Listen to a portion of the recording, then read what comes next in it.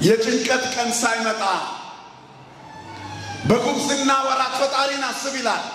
ደስ አያሰኙም የምትላቸው ቀናት ሳይመጡ ፀሐይና ጨረቃ ከዋክብት ሳይረግፉ ሳይጠፉ ብርሃናቸውን ሳይነፍጉ በፊት ቀና የምትልበት አቅም ሳይኖር የምታጎነብስበት ዘመን ሳይመጣ በውድቀታችን ላይ ቀር ከመውደቃችን በፊት ግን በውድቀት ጊዜ ከፍ እንዲያደርገን ለወንጌል ራስን ማስገዛትን የመሰለ የለም።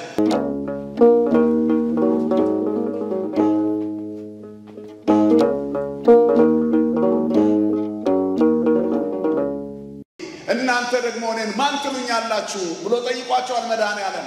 ያን ጊዜ ጴጥሮስ ነው አንተ ክርስቶስ ወልደ እግዚአብሔር ሕያው የሕያው እግዚአብሔር ልጅ ክርስቶስ ነህ ብሎ የጌታችን ስለዚህ ሰውስ እንዴት ነው ብሎ ሲጠይቀው እስከመጣ ድረስ ቢቆየኝ ምን ገዶ ብሎ ታልፎታል። አይሞትም አላለው። የዮሐንስን መጨረሻ ይሰማ ዘንድ የሐዋርያት ፍቅራቸው ይህንን ያህል የሚደነቅ ነበረ። ግን አይሞትም አላለውም ይላል። ያ ሐዋርያ አይሞትም የሚል ቃል በእነ ጴጥሮስ ልብ ውስጥ ቆየ። እነ ጴጥሮስ ግን ወንጌላቸውን ሲሰብኩ ቆዩና ወአመሰልህከ ታነስህ ደዊከ ወባይድ ያቀንተከ ሌላ ሰው ያስታጥቃል የተባለው ባይድ የተባሉ አሕዛብ ሮማውያን እንዲታረድ እንዲሰቀል ስለተፈረደበት ሊሰቅሉት ይዘውት ሄዱ። ያን ጊዜ ታዲያ ፈርቶ የነበረው ቅዱስ ጴጥሮስ እኔ እንደ ክርስቶስ እሰቀል ዘንድ አይገባኝም፣ ዘቅዝቃችሁ ቁልቁል ስቀሉኝ አለ። ጴጥሮስ ቁልቁል ተሰቀለ፣ ቅዱስ ጳውሎስ ተሰየፈ። ሁለቱም ግን ብርሃናቸው ለዘላለም አበራ፣ ሰማያዊ ክብር አገኙ። የአቡነ ገብረ መንፈስ ቅዱስ ቀን ሐምሌ 5 ረፍታቸው ሆነ። የሐዋርያት ጾም ፍቺም በእነሱ ሆነ። ክብርና ምስጋና ለአምላካቸው ይሁን። ስለዚህ ምእመናን የክርስትና ጉዞ እንደዚህ ነው። ኪዳኑ የጸና ነው። ተልእኮ እንደምታዩት ነው። ጉዞው ደግሞ ረጅም ነው። ፈተናና መከራ አለበት። ሳይዘናጉ ከተጓዙበት ሽልማት አለው፣ ከተዘናጉበት እንቅፋት አለው። እግዚአብሔር ከእንቅፋቱ ይሰውራችሁ። የሁለቱ ብርሃናውያን ሐዋርያት በረከት በሁላችን ላይ ይደርብን። መዋዕለ ጾሙን ያስፈጸመልን እግዚአብሔር ለፍልሰታው ደግሞ በሰላም ያደርሰን።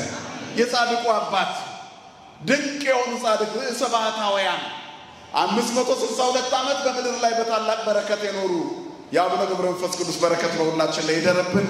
ይቆየን። ስብሐት ነው የአባቴ መንፈስ እንጂ ሥጋና ደም ይህን አልገለጠልህምና የዮና ልጅ ስምዖን የአንተ ሰኬት ሰሜ ኬፋ ዘበትርጓሜው ጴጥሮስ አንተ ኮክ በዲበዛቲ ኮክ አንጻ ለቤተ ክርስቲያን አለት ነህ፣ ሥጋና ደም አልገለጠልህም። ስለዚህ ዋና ቅጽ ሲኦል ይይልዋ የሲኦል ልጆች የማያናውጧት የማይችሏት የዚች መቅደስ አለት ነህ አለው። ክብርና ምስጋና ለስሙ ይሁን። ጴጥሮስ እጅግ ፈጣንና ችኩል ሐዋርያ፣ ለመንፈሳዊ ነገር ጉጉ የሆነ ነገር ግን በእድሜ ከፍ ካሉት የሚመደብ እነ ታዲዮስ ሐዋርያ ከወጣንያን ሲመደቡ፣ ሌሎች ደግሞ ከጎልማሶች ሲመደቡ እድሜያቸው ከ50ዎቹ በላይ ከፍ ካሉት ወገን ደግሞ የሚመደበው ጴጥሮስ ነው። ጴጥሮስ በእድሜ ከፍ ያለ ቢሆንም ትሑት ሆኖ ከክርስቶስ እግር ስር የሚማር ነበር። የሰው ልጅ በየትኛውም የእድሜ ክልል ውስጥ ለክርስቶስ የተንበረከከ መሆን አለበት። በጊዜው ከፍ እንዲያደርጋችሁ ከኃይለኛው ከእግዚአብሔር እጅ በታች ራሳችሁን አዋርዱ፣ እርሱ ስለ እናንተ ያስባል ይላል። ራስን እንደማዋረድ ያለ ቅድስና የለም። አሁን እኮ ሳንቲማቸውን ስለቆጠሩ ብቻ እዚች ፕላስቲክ ወንበር ላይ መቀመጥ የሚጸየፉ ሰዎች እንዳሉ ታውቃላችሁ። በሳጥን ተጠቅልለው መጥተው ግን ፊታችን ቆመው ተኝተው ራሳቸው ሳይሆኑ በሰው ተጭነው መጥተው ፊታቸው ቆመን አስክሬናቸው ፊት ቆመን ፍታት እንፈታላቸዋለን። የናቁት ካህን ይፈታላቸዋል፣ የገፉት ካህን ይጸልይላቸዋል። የተጸየፉት ፕላስቲክ ወንበር ያስከሬናቸው መጋደሚያ ይሆናል፣ ይገጠምና ግራና ቀኝ ተደርጎ። የሰው መጨረሻው ይሄ ነው። በውድቀታችን ላይ ቀር ከመውደቃችን በፊት ግን በውድቀት ጊዜ ከፍ እንዲያደርገን ለወንጌል ራስን ማስገዛትን የመሰለ የለም። ሐዋርያው ቅዱስ ጴጥሮስ የዚህ ምሳሌ ነው። በጊዜው ከፍ እንዲያደርጋችሁ ስትሞቱ እንድትከብሩ፣ ስትጎብጡ ቀና እንድትሉ፣ አቅም በሚያንሳችሁ ጊዜ እግዚአብሔር አቅም እንዲሆናችሁ ራሳችሁን ከሱ በታች አዋርዱ። ለዚህ ጠቢቡ ሰሎሞን የሚያለው ይህንኑ ነው። የቅዱስ ጳውሎስን ቃል የጭንቀት ቀን ሳይመጣ በጉብዝና ወራት ፈጣሪን አስብ ይላል።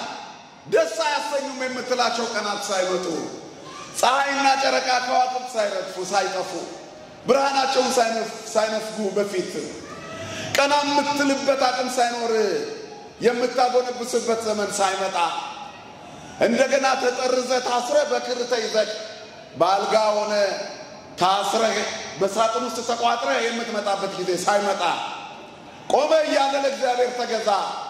በወጣትነት ለእግዚአብሔር ተገዛ። ባይለጸጋ ነኝ ገንዘብ አለኝ በምትልበት ጊዜ ደዌ አጋድሞ ብርህ ደዌ መንቀል የሚያቅተው ሲሆን ያን ጊዜ ስትጠራው ፈጣሪ እንዲደርስልህ ያን እግዚአብሔርን ገና በጊዜ እያለህ ጥራው። ወጣት ነኝ ውብ ነኝ ብለሽ በምታስቢበት ጊዜ በአንድ ቀን ጀንበር የሚያጠወልግ ህመም ሳይመጣ ሳይገጥምሽ ችግር ሳያጎነብስሽ ሳትጎብጪ እግዚአብሔርን አስቢው። ያን ጊዜ የወረዛ ፊት የሚያወዛ የጎበጠ የሚያቀና የወደቀ የሚያነሳ የተጣለውን ትቶ የማያልፍ ችግረኛውን ረግጦ የማይራመድ ሩሩህ አምላክ ያስባቸዋል ይላል። ክብርና ምስጋና ለስሙ ይሁን። ስለዚህ ጴጥሮስ እግዚአብሔርን ሽምግልና ወጣቶቹን ሳይንቅ ከልጆች እኩል አብሮ ይማር ነበር። ጴጥሮስ ትሁት ነው። ጴጥሮስ ችኩል ነው፣ ይፈጥናል። ግን በዚያው ልክ ደግሞ በፍጥነቱ ቅንዓት ይታይበት ነበረ። መነ ይብሉኒ ሰብ ማን ይሉኛል ብሎ ክርስቶስ ሲጠይቅ አንትሙኬ መነ ትብሉኒ ማን ትሉኛላችሁ ሲል አንተማ የሕያው እግዚአብሔር ልጅ ክርስቶስ ነው ብሎ ፈጥኖ የመለሰው ጴጥሮስ ነው። ጴጥሮስ ችኩል ነው። ጌታችን በተሰቀለ ጊዜ ገና በመስቀል ላይ ከመዋሉ በፊት አይሁድ መጥተው ሲይዙት የማልኮስን ጆሮ ሮጦ የቆረጠው ጴጥሮስ ነው። ጴጥሮስ ችኩል ነው። እንደገና ደግሞ ፈርቶ በአትክልቱ ቦታ በዚያች ስፍራ እሳት እየሞቀ ሰውየውን አላውቀውም የእግዚአብሔር ልጅ ባለበት አፉ አላውቀውም ብሎ የሳተ ጴጥሮስ ነበረ። ጴጥሮስ በጌንሳሬጥ ባህር ላይ አሳ ሲያጠምድ ያደገ ሰው ነው።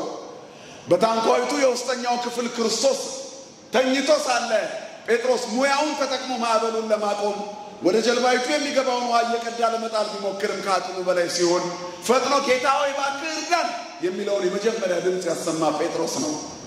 በኋላም ክርስቶስ በባህር ላይ እየተራመደ ሲመጣ በሌላ ጊዜ አንተ ከሆንክ በውሃው ላይ ወደ አንተ እንድመጣ አዘዘኒ እግዚኦ እምጻሐቤከ በውሃው ላይ እንዳንተ ልራመድ ብሎ ቸኩሎ ጌታውን ጠይቆ ነበር።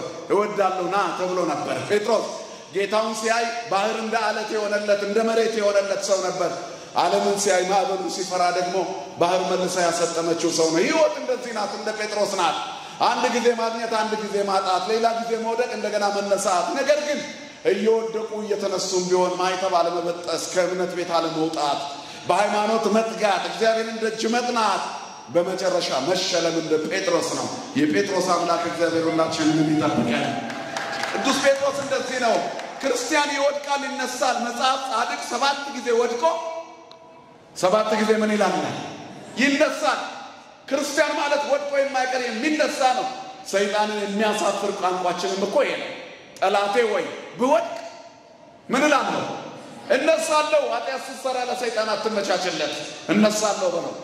ንስሐ ገባለሁ ወይ ኃጢአት እንደሰሩ በዛው መቅረት የአሕዛብ ነው፣ የክርስቲያን አይደለም። የበሰበሰ ዝናብ አይፈራም ብሎ እዛው እየቆሸሹ መዋል የክርስቲያን ተረት አይደለም፣ የዓለም ተረት ነው። እኛ ከእግዚአብሔር ጋር ነን። ብንወድቅ የሚያነሳን አምላክ አለን። እመኔ ወደቅኩ ተነሳ ወእመኔ ሆርኩ ውስተ ጽልመት እግዚአብሔር ያበርህልኝ። በወድቅ እነሳለሁ። በጨለማ መመላለስ ማነው ብርሃኔ ይላል እግዚአብሔር። ስንቴ ወድቀሻል ዛሬ እንኳን። ስለዚህ እግዚአብሔር እንዲያነሳን እጃችንን ዘርጋ። ወደ ባህሩ እየሰመጠ እጁን ወደ ላይ የዘረጋ ሰው ነው ጴጥሮስ። እነዚህ ሁለት እንቁ ሐዋርያት ለክርስቶስ ራሳቸውን የሰውበት የሰጡበት ቀን፣ ሰማዕት የሆኑበት ልዩ ቀን ነው ዛሬ። ይሄ ቀን የአቡነ ገብረ መንፈስ ቅዱስ በዓል ነው። የአቡነ ገብረ መንፈስ ቅዱስን በዓል ቤተክርስቲያን ከፍ አድርጋ ታከብራለች አይደል? ገብረ መንፈስ ቅዱስ ሞተከ ታብዕል ኢትዮጵያ ለጴጥሮስ በዓለ መርሆ ወለጳውሎስ ሐዋርያ ከመተስካሮሙ ታብዕል ሮሚያ እሚላል። ሮሚያ የነሱን መታሰቢያ እረፍታቸውን በታላቅ ክብር እንደምታከብረው ሁሉ ገብረ መንፈስ ቅዱስ አባት ሆይ እንደ ጴጥሮስና ጳውሎስ በሮሚያ እንደሚከብሩት ኢትዮጵያ ያንተን ሞት ክቡር ሞቱ ለጻድቅ ብላ በክብር ከፍ ከፍ ታደርጋለች ይላል። ክብርና ምስጋና ለአምላካችን ይሁን። ስለዚህ እነዚህ ሁለቱ በዚህ ወርሃዊ የገብረ መንፈስ ቅዱስ በዓል ቀን ያረፉበት ቀን ነው። ማን ይቀድማል ቢባል እነርሱ ለገብረ መንፈስ ቅዱስ አባቶቹ ናቸው። የጴጥሮስና የጳውሎስን መንገድ ተከትለው ከግብፅ ወደ ኢትዮጵያ በሚደንቅ ብርሃን የመጣ አባታችን ቅዱስ ያሬድ እንደተናገረው ኮኖሙ አበ ለሰብአ ግብፅ ወኢትዮጵያ ገብረ መንፈስ ቅዱስ ሐዋርያ የሚል ልዩ ቀለም አለ። ገብረ መንፈስ ቅዱስ ሆይ አንተ ታላቅ ሐዋርያ ነው። ይህ ሐዋርያ ገብረ መንፈስ ቅዱስ ለኢትዮጵያና ለግብፅ ሰዎች አባት ሆንካቸው። ሐዋርያው አባት የሐዋርያቶቹ ልጅ የገብረ መንፈስ ቅዱስ በረከት በሁላችን ላይ ይደረብን። ስለ ገብረ መንፈስ ቅዱስማ ኢትዮጵያ ትሴብ ወተዘምር ግብፅ ይላል። ኢትዮጵያ ታመሰግናለች፣ ግብፅን ትዘምርላለች። በግብፅ ንይሳ ተወልደው 300 ዓመት በግብፅ ኖረው 262 ዓመት በኢትዮጵያ የኖሩ ጻድቅ አባት ናቸው። ከተወለዱበት ቀን ጀምሮ የምድሪቱን ምግብ ያልቀመሱ ነገር ግን የእግራቸው ትቢያ የአራዊት ቀለብ የሆነላቸው የረገጡት ምድር ለምለም የፈሰሰበት ዝቋላ አቦ ቆሞ የጸለዩበት ስፍራ የበቀለው ዛፍ የጽህማቸው ምሳሌ ሆኖ ጽህም የሚመስል ቅጠል በቅሎ ይታያል። ልክ ጽህም ይመስላል። እሱ ሲታጠል አጋንንት ያለበት ሰው በቤት ውስጥ ካለ ይጮሃል። ክብርና ምስጋና ለአምላካችን ይሁን። ስለዚህ ሞታቸው ራሱ ክብር ነው በኢትዮጵያ። ታዲያ የእሳቸውን በዓል በምናስብበት በዚህ ጊዜ የሁለቱ ሐዋርያት የረፍታቸው ቀን ነው። ሐዋርያቱ ጾማቸውን ረፍታቸውን የምናስብበት ቀን የጾማችን መፍቻ ቀን ነው። አጋጣሚ ሆኖ ከጾመ ድህነት ጋር ተገናኘብን እንጂ ዛሬ የሐዋርያት ጾም የሚፈታበት ቀን ነው። ረፍታቸው ለኛ ፋሲካችን ሆነ። ክብርና ምስጋና ለአምላካችን ይሁን። ክቡር ሞቱ ለጻድቅ በቅድመ እግዚአብሔር ነው። የጻድቅ ሞት በእግዚአብሔር ዘንድ የከበረ ነው። ጻድቃን በአባታቸው መንግስት አሚሃ ይበርሩ ጻድቃን በመንግስት አብሆሙ ይላል መጽሐፍ። ያን ጊዜ በመጨረሻው ዘመን ጻድቃን ቅዱሳን በአባታቸው መንግስት እንደ ፀሐይ ያበራሉ ይላል። ክርስትና በምድር ላይ ባለ መንፈሳዊ ጥንካሬ ስናልፍበት በአባታችን መንግስት እንደ ፀሐይ የምናበራበት ቀን ነው። ለዚህ ነው በስብከታቸው በጣም ስብከታቸው በአገልግሎታቸው እጅግ የሚደነቁ ለዓለም የሚተርፍ የክርስቶስን ወንጌል የዘሩ ሁለቱ ቅዱሳን ሐዋርያት በዛሬው ቀን በዚህች ዕለት በኔሮን ቄሳር የተሰዉበት ቀን ነው። እንዴት ሆኑ ቢባል የክርስቶስን ወንጌል እየዞሩ ያስተምሩ ነበር። ሮም የትምህርታቸው የስብከታቸው መናገሻ ከተማ ናት። ዛሬም ሮማውያን የቅዱስ ጳውሎስንና የቅዱስ ጴጥሮስን ታላላቅ ካቴድራል ገንብተዋል። ኔሮን ቄሳር ግን መቃብሩ አይታወቅም። በሮም ገዳዮቹ ለጊዜ ፍጻሜያቸው አይታወቅም። መጥፎ ታሪካቸው ብቻ ተነግሮ ያልፋል። ስለ ክርስቶስ የሞቱት ግን በስማቸው ጽላት ተቀርጾ ዛሬ ብርሃናተ ዓለም ጴጥሮስ ወጳውሎስ በመላው ዓለም በክብረ በዓል ይከበራል። ክብርና ምስጋና ለአምላካችን ይሁን። በሃይማኖቱ ስንኖር ፍጻሜ የሌለው ዘላለማዊ ማንነት ይኖረናል። እስከዚህ ድረስ አይባልም። ከሞት በኋላ ላለ ሕይወት ከመቃብር አጠገብ ባለ ትንሣኤ በልዩ ክብር ደምቀን እንገኛለን። ስለዚህ እነዚህ ሁለት ሐዋርያት በአገልግሎታቸው ጊዜ ለምሳሌ ቅዱስ ጳውሎስና ቅዱስ ጴጥሮስ እጅግ የሚደነቅ አገልግሎታቸው ከሚወሳበት አንዱን ታሪክ ልንገራችሁ። ቅዱስ ጳውሎስና ቅዱስ ጴጥሮስ እያገለገሉ በነበረበት ጊዜ በአንዲት አውራጃ በሮም በሚገኙ ግዛቶች በአንዲት አውራጃ ልዩ የሆነ ተአምር አድርገው ነበር። እንደምን አደረጉ ብላችሁ ብትጠይቁ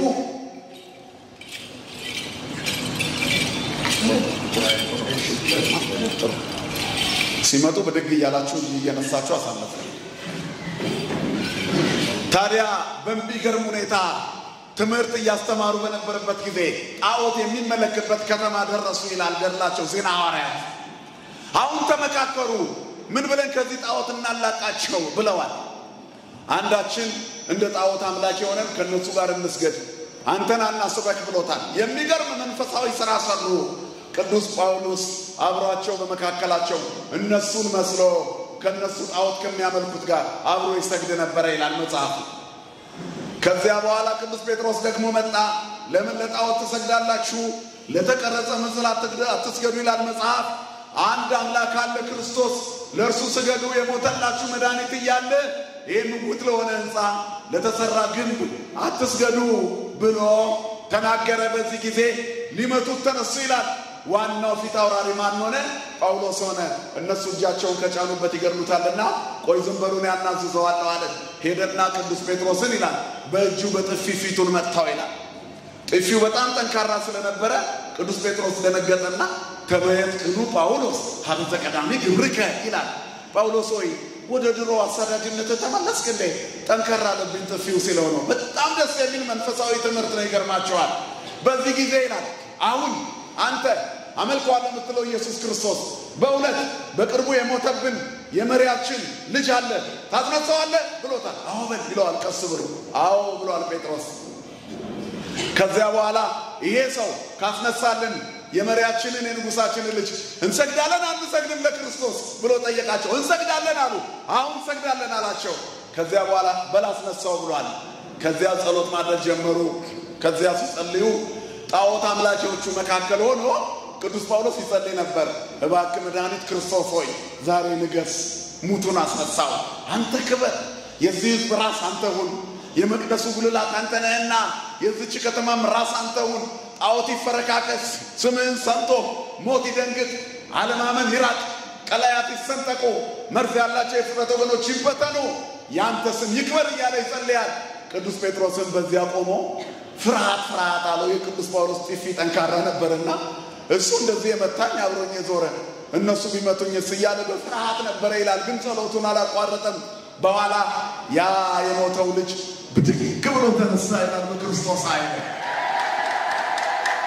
በጣም በሚገርም ሁኔታ የሚደንቀው ታዲያ የነዚህ የሁለቱ ሐዋርያት ሥራ የሚደንቀው የሞተው ሰው ከተነሳ በኋላ ሁሉም በክርስቶስ አመኑ። ከዚያ የሞተው ሰው ተጠየቀ፣ ማን ነው ግን ያስነሳ? ስትነሳ የታየ ማን ነው ብሎ ቢጠይቁት ጣዖት የሚያመልኩት መካከል የቆመውን ቅዱስ ጳውሎስን ጠቆመ ይላል። ክብርና ምስጋና ለአምላካችን ይሁን። እንደዚህ የሚደንቅ ሥራ እየሰሩ የክርስቶስን ወንጌል ለዓለም ያበሩ ስለሆነ ብርሃናተ ዓለም ጴጥሮስ ወጳውሎስ ይባላሉ። ጴጥሮስና ጳውሎስ የዓለም ብርሃን ናቸው። ምክንያቱም የክርስቶስን ብርሃን ለዓለም ገልጠዋል። የዓለም ብርሃን ክርስቶስ ብቻ ነው ትሉ ይሆናል። ራሱ ክርስቶስ ለደቀ መዛሙርቱ አንትሙ ብርሃኑ ለዓለም፣ እናንተ የዓለም ብርሃን ናችሁ ብሏችኋል። እውነት ነው። ዘላለማዊ ብርሃን በባህሪው ደምቆ በቅዱሳን ላይ ደምቆ የሚያበራው ክርስቶስ ነው። በሱ ብርሃንነት እነሱ የዓለም ብርሃን ናቸው። ለዓለም ወንጌልን ያበሩ፣ በተጋድሏቸው ብዛት ወንጌልን ያቆሙ፣ የክርስቶስ ወንጌል ቆሞ በዓለም ሕዝብ ሁሉ ልብ ውስጥ እንዲተከል ያደረጉ የዓለም ብርሃናት ይባላሉ። ክብርና ምስጋና ለአምላካችን ይሁን።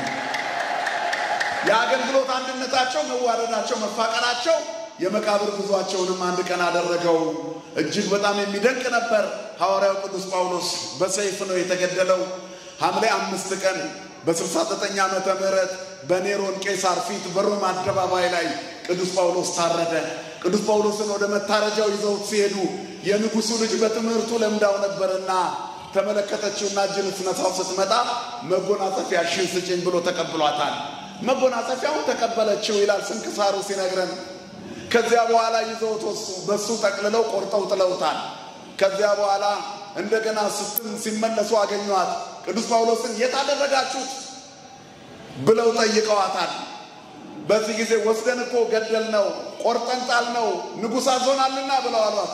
አሁን እኮ አግኝቼው መጎናጸፊያ ይመለሰልኝ ብላ ተናገረቻቸው። ሞቶሙ ሰለጻድቃን ይወቶሙ፣ ጻድቅ አይሞትም። ክብርና ምስጋና ለአምላካችን ይሁን። ገዳዮቹ እስኪ ያሳየን ብለዋታል። ወስዳ አሳየቻቸው። ከቅዱስ ጴጥሮስ ጋር አሁን በዚህ ጋር አለፉ አለቻቸው። ተሰቅሎ እኮ ሞቷል ቅዱስ ጴጥሮስ፣ ቅዱስ ጳውሎስ ተሰይፎ ሞቷል። እሷ ግን አገኘቻቸው። አሁን በዚህ ጋር አለፉ አለች። ክብርና ምስጋና ለአምላካችን ይሁን። ክርስትና እንደዚህ ነው። ሞት አያቋርጥም። ከሞት በኋላ እንደገና እንኖራለን። ይህንን ያሳዩን የቅዱሳን ሞት ሕይወት ነው። በእግዚአብሔር ፊት የከበረ ነው። የከበረ ድንቅ ገናና ልዩ የሆነ ረፍት በዛሬው ቀን ተከናወነ። ቅዱስ ጴጥሮስ ግን ፈርቶ ነበረ። ምክንያቱም በመስቀል ተቸንክሮ እንዲሞት ነበር የፈረዱበት። ከዚያ በኋላ ሮጦ ሊሄድ ሲል ክርስቶስ እንደገና ታይቶታል። ምን ነው ብሎታል? አንተ ለዓለም የተሰቀልኩትን እኔን ስትሰብክ ቆይተህ ይህችን የሰማዕትነት ጽዋ መቀበል ስለፈራ ለአንተ ደግሞ ሮም አደባባይ ላይ ሊሰቀልልህ ነው ለብቻ። ሰማዕትነት በረከትህ እንዳይጠፋ ብሎታል። ኧረ እኔ እሰቀላለሁ ብሎ ተመልሷል። ታዲያ ሊሰቅሉት ሲሉ ከጥባቱ ከድፍረቱ ብዛት የተነሳ ፈርቶት የነበረውን ሞት የተጋፈጠበት መንገድ የሚደንቅ ነው። እንደ ጌታዬ እንደ ክርስቶስ አትቸንክሩኝ፣ አቁማችሁ አትስቀሉኝ፣ እኔን ወደ ታች ዘቅዝቃችሁ ስቀሉኝ ብሏል። ጴጥሮስ የገሊላው ዓሣ አጥማጅ የቤተ ክርስቲያን መሪ በሆነ ጊዜ የሰማይ ቁልፍ ተሰጥቶት ነበረ። መስቀልን ካያችሁት የድሮ መስቀል የድሮ ቁልፍ ይላል። ሰረገላው ከታች በመስቀል ቅርጽ ነው የሚሰራው። ላዩ የመስቀል ቅርጽ አለው። መክፈቻው ላይ ደግሞ ችንካር አለ ልክ እንደዚሁ ጴጥሮስ የተሰቀለበትን ችንካር ዘቀዘቁት ይላል ሲዘቀዘቅ መስቀሉ የሰማይ ቁልፍ ሆነ የገሊላው ዓሣ አጥማጅ በሰማዕትነት ሲሞት የሰማይ መክፈቻ ቁልፍ ተረከበ ክብርና ምስጋና ለአምላካችን ይሁን የሚሰቀለው ሰው እግሩ እንዲያርፍበት ከታች ችካል ነገር ይመታል መስቀሉ ላይ ያቺ ጉጠቷ የቁልፍ መክፈቻ ምልክት ናት ግልጽ ነው አይደለም እናገረው ስለዚህ ጴጥሮስ ሲዘቀዘቅ ይላል ሰማይን ከፈተ ይላሉ አባቶቻችን ማን ይመስገነው ወሮች እግዚአብሔር ይመስገን ክርስቶስ ይሄን ነበረ በጥብርያዶስ በመጨረሻ በገሊላ ዓሣ ያጠምድ ይዟቸው ሄዶ ደግሶ ካበላቸው በኋላ ለጴጥሮስ የተናገረው ታፈቅረኒ ነው ምን በፈፋደ ይያለ ሲነግረው ቆየና አንተ ታውቃለህ ራእይካ ባግየ በጎቼን ጠብቅ ጠቦቶቼን አሰማራ ግልገሎቼን ጠብቅ ይያለ አደራ ከሰጠው በኋላ ለጴጥሮስ አንድ ነገር አለው አማን እብለከ አመ ወሬዛ አንተ እውነት እልሃለሁ አንተ ወጣት ወይንም ጎልማሳ ሳለ ለሊከ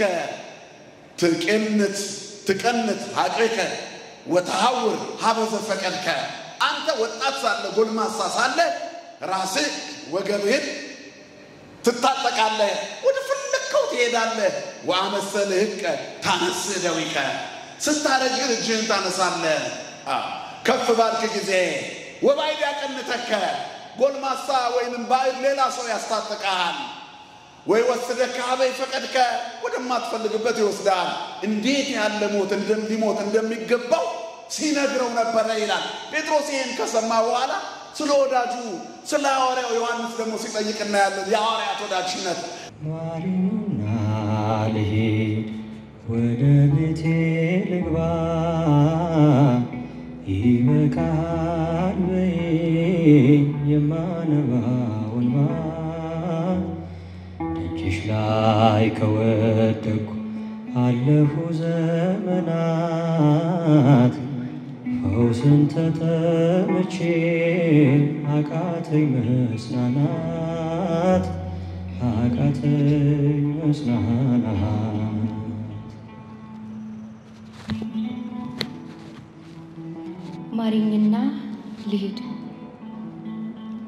ማሪኝና ልሂድ ወደ ቤቴ ልግባ እስከ መች ነው ድንግል ሆዴ የሚባባ ታመምያለሁ እመቤቴ መንፈሴ እኮ ዝሏል መሃል ደስታ ላይ እኔን ይከፋኛል ከመሃል ጨዋታ እኔን ይጨንቀኛል እኔ ቋታ ኃጢአት ምንም ጽድቅ የሌለኝ ሳጣ የምመጣ ደግሞ የምርቅ ሳገኝ ከምኖረው ማስመስለው መዘነብኝ ከርሱ ፍቅር የኔ ኃጢአት በለጠብኝ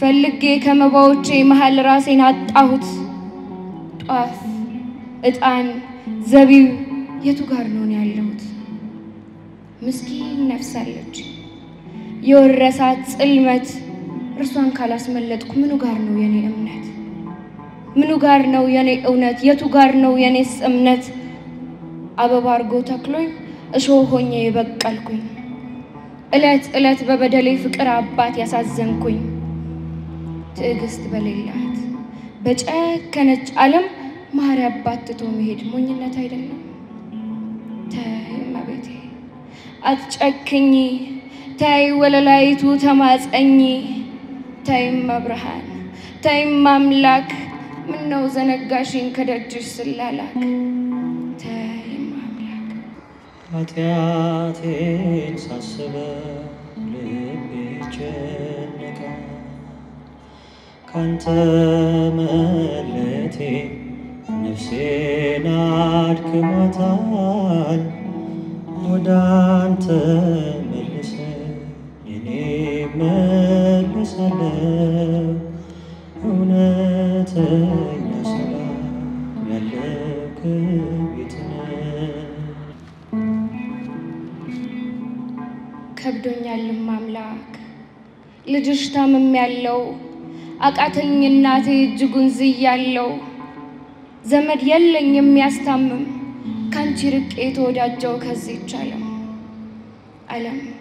ዓለም ታመርታለች አዲስ ስቃይ አዲስ ሐዘን ስጋዬ ደለበች ነፍሴ ስትቀጥን ዝም ብሎ ይከፋኛል የነፍሴ ቁስል የስጋዬ ይመስለኛል ተደበቅኩኝ ባለም ጩኸት ተሸሸኩኝ አጣሁ ውበት ተከለልኩኝ በመጠጥ ቤት ላገኝ ደስታ ሐዘን ቀረምኩ በሄድኩበት ስንገላታ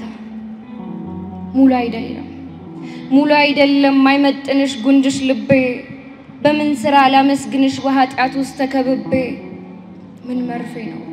ምን መርፌ ነው ከኃጢአት የሚያስታግሰኝ ማን ዶክተር ነው ከነፍስ ቁስል የሚፈውሰኝ የቱ ቅጠል ይሆን ሚሆነኝ ማርከሻ ቤት የሰራብኝን ኃጢአት መደምሰሻ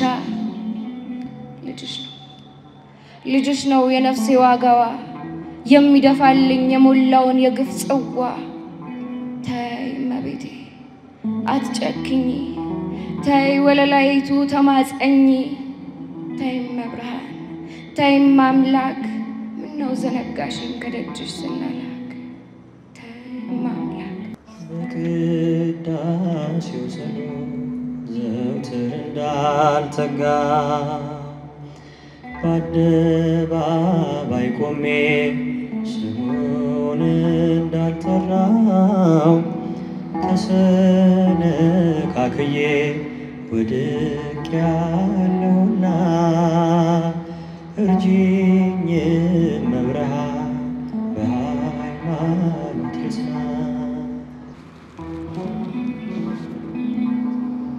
ከእርሱ አስታርቂኝ ከልጅሽ አስታርቂኝ ልጅሽ አለው መላ እርሱ ያጠባብቀኝ ጨርሼ ሳላላ የነፍሴን ጥያቄ መጥቶ ያስታግስልኝ አልጫኔነቴን ጨው ሆኖ ያጣፍጥልኝ እጁ ላይ ልፈርከሽ እጁ ላይ ልሰበር እርሱ ያውቃልና የቀድሞ ስሪቴ እንዴት እንደነበር